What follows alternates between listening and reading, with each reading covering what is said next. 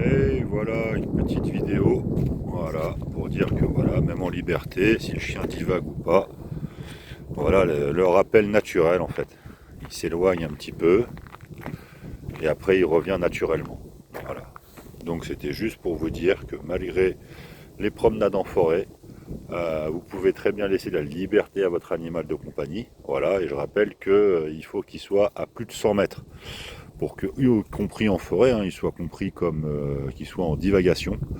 Là, vous voyez, il était à peu près à 20-30 mètres au plafond. Et puis plus ça va aller, et puis plus il peut reprendre un petit peu sa liberté, s'éloigner de 15 mètres, 20 mètres, 25 mètres, 30 mètres. Ce qui est quand même plus sympa que de l'avoir en laisse.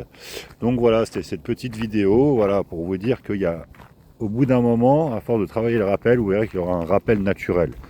De lui-même, il sait que, voilà, alors après, il n'a pas des mètres précis dans sa tête, mais il y a une notion de distance qui est tout à fait confortable aux yeux de la loi, et surtout aux yeux de nous, les êtres humains entre nous, d'autres promeneurs en forêt qui pourraient avoir l'appréhension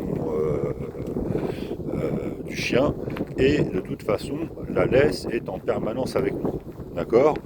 Donc là, il y a vraiment personne. Quand je vous dis elle est en permanence avec moi, voilà, quelqu'un qui sortirait de sa voiture là-bas où vous avez la sortie du coup du parking.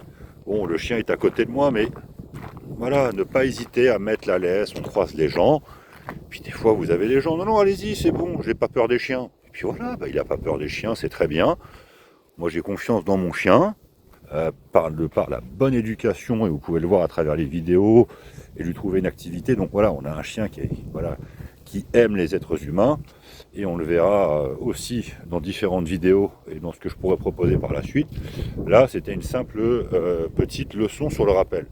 Là, regardez, il pourrait prendre la décision d'aller un petit peu loin. Même là, il sait qu'il doit attendre. Il a envie d'avancer, d'être le premier.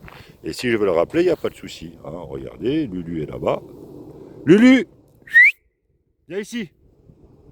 Alors le viens ici, je pourrais lui dire de venir au pied, mais je veux qu'il vienne en fait dans la zone. La zone de rappel, voilà. Donc ici c'est la zone. C'est-à-dire c'est une zone, voilà, il est à 3, 4, 5 mètres de moi maximum. Donc viens ici, c'est revenir dans une zone, et effectivement, il y a le mot au pied, qui là, c'est la proximité d'être au pied. Et effectivement, s'il y avait